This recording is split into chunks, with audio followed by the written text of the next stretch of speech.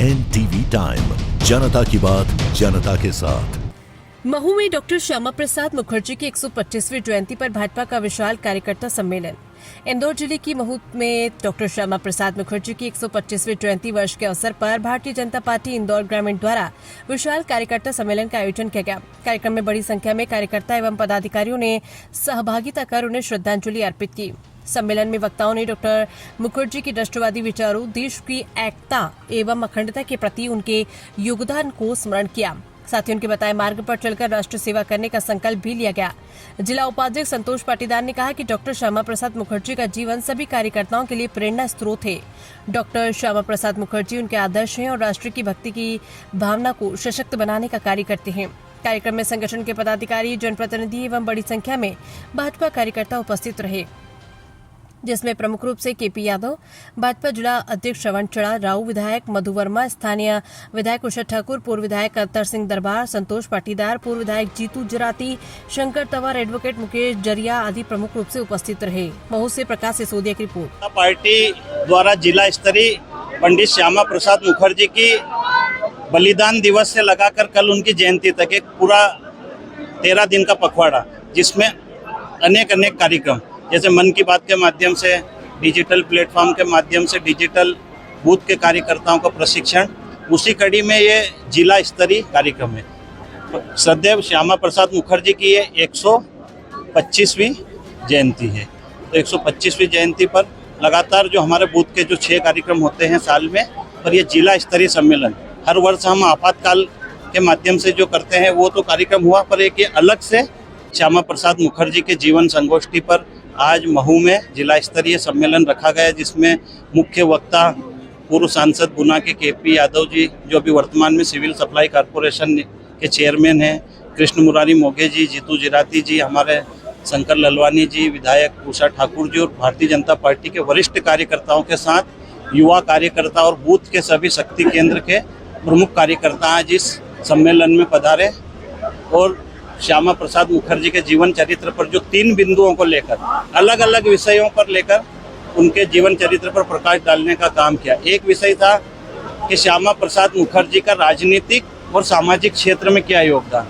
दूसरा विषय था कि देश के केंद्रीय मंत्री रहते हुए उन्होंने वर्तमान उस समय भारत के प्रति उनका जो योगदान, और तीसरा विषय था कि जनसंघ की स्थापना से लगाकर वर्तमान की भारतीय जनता पार्टी को जो ध्येय उन्होंने दिया है। ऐसे 3 विषयों पर आज ये जिला स्तरीय सम्मेलन महू में आयोजित किया गया।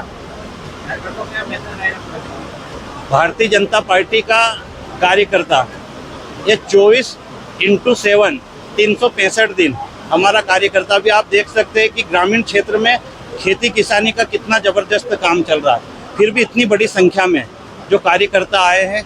ऐसे हमारे महामना जो लगातार समय समय पर पंडित दीनदयाल उपाध्याय जी का हो, कुशाभाऊ ठाकरे जी का हो, परम श्रद्धेय अटल बिहारी की जयंती हो, बलिदान दिवस हो, ऐसे अनेक कार्यक्रमों में भारतीय जनता पार्टी का कार्यकर्ता, क्योंकि ये विचार से जुड़ा हुआ कार्यकर्ता, व्यक्ति से जुड़ा हुआ कार्यकर्ता नहीं है, यही भारतीय जनता पार्टी की ताकत है। और इसी ताकत के आधार पर भारतीय जनता पार्टी जो शून्य से लगाकर आज शिखर पर है और इस देश का नेतृत्व आदरणीय प्रधानमंत्री जी कर रहे हैं। और मैं कहता हूं कि सिर्फ देश का ही नहीं, आने वाले समय में जो स्वामी विवेकानंद जी ने जो एक सपना देखा था कि भारत माता फिर से परम वैभव पर जाएगी, उसका नेतृत्व भी नरेंद्र मोदी जी के मार्गदर्शन में होगा। देखिए, कल जो है डॉक्टर श्यामा प्रसाद मुखर्जी जी की जयंती है, उसी उपलक्ष्य में पूरे प्रदेश में ही ये कार्यक्रम चल रहे हैं। मेरा सौभाग्य है कि मुझे महू में आने का सुअवसर मिला, जहां डॉक्टर भीमराव अम्बेडकर जी की जन्म स्थली है ये। तो एक ने जो है संविधान लिखा था और दूसरे ने संविधान के लिए बलिदान दिया। तो ये मेरे लिए सौभाग्य की बात थी कि उनके विषय को लेकर मुझे यहाँ वक्ता के रूप में यहाँ भेजा गया था, और यहाँ सभी वरिष्ठ कार्यकर्ताओं से भी काफ़ी कुछ सीखने को मिला। सब लोगों से बातचीत हुई है और अभी शाम तक मैं यहाँ रुकूंगा ताकि हम अपने परिवार के सदस्यों से ठीक से मिलजुल पाएँ, और जो रास्ता उन्होंने दिखाया उस रास्ते पे चल के और प्रणपण के साथ देश के लिए, राष्ट्र हित में काम करते जाएं, पार्टी के हित में काम करते जाएं, क्योंकि हमारे पूर्वजों ने इस देश के लिए कई बलिदान दिए हैं। तो उन्हीं के पद चिन्हों पे चलते हुए राष्ट्र के वैभव के लिए, राष्ट्र के गौरव के लिए और 2047 में जिस भारत की हमने कल्पना की है उसके लिए हम प्रण से लग जाएं और पूरी ताकत से उस विकसित भारत के लिए पूरे समर्पण भाव से काम करें।